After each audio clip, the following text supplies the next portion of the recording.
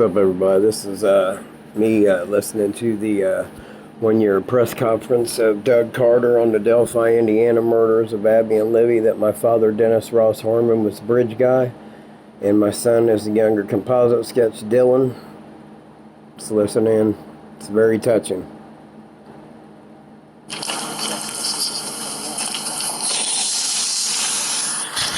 I hate listening to it, but I gotta refocus on why I'm doing this for Abby and Libby. No matter what you all think, I don't really care what anybody thinks. I was just supposed to give the name. Everybody ready? Yeah, I'm ready. Good afternoon. I want to thank you all for coming today. Today we're going to talk about the Abby Libby case. Some of the people standing behind me is Superintendent Doug Carter with the Indiana State Police.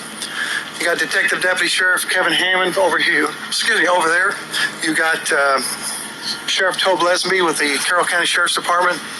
On this side, FBI Special Agent Mike Peasley, and then First Sergeant Jerry Holman. They're going to discuss today the things that have been going on over the last year with this case.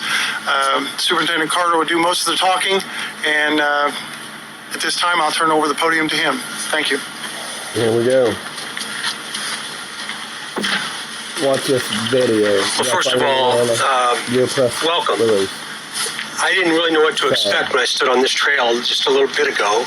Of course, the last 15 minutes. On the trail where you walked up on them and killed them brutally. Very uncomfortable feeling. We're a year today. I would be remiss to not talk about the people that have made this whole for the first year without an arrest. I was homeless. We talked about Sheriff Linsonby, who stands behind me to the left, and Kevin Hammond, Mike Peasley with the FBI, Jerry Holman over my right shoulder, Steve Buckley, the new prosecutor Nick McClellan here in Carroll County.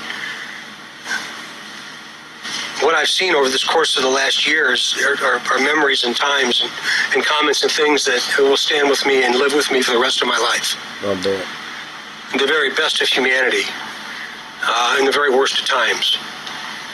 I was able to see from afar this community in Carroll County in the city of Delphi come together and support not only law enforcement and the people that were here that have given so much of their lives to this case, but also to the families. And I just wanted to say I am forever humbled. I don't know what you expected today, but I came to plead and implore you to keep this out front and center. I said before, and I'm confident I'll say again, I hope that one day when we all meet Abby and Libby that they tell us you did well. That's my hope. I hope they tell me I put in some time. We cannot allow evil to prevail. Our world is completely out of balance, and we cannot allow that to prevail. I've said all along that we, as an agency, will be here as long as I'm breathing, and as long as Governor Holcomb allows me to continue to stay in the position that I hold. I have the opportunity to brief him regularly. This isn't about how many hours we spend. It's not about how much it costs. It's about every single asset that the ISP has. We'll give to this sheriff, this community, and to each and every one of you. Because I refuse to accept evil as a standard bearer in American society. Not here. People have oftentimes asked me, why is this so personal to you? Because it's personal to me because those two young girls were everybody's daughter. Everybody's sister. In this beautiful place that represents the very best of humanity. And look what happened. That's why it's very personal to me. Me too, buddy. And I just hope that one day I can look into the eyes of a murderer and ask him why. You won't. He's dead. May 13th, and I believe that we will. I believe that we will. Maybe you've talked to him. I know you have a bunch of questions for me. Talk to him, and they live 3.5 hours away. But please understand, if the question has to do with the investigative process, tactics associated with the investigation, what that only the killer would know, that we know, I can't answer your question. No, babe. I just ask you to ask for you to please understand that when we open this up.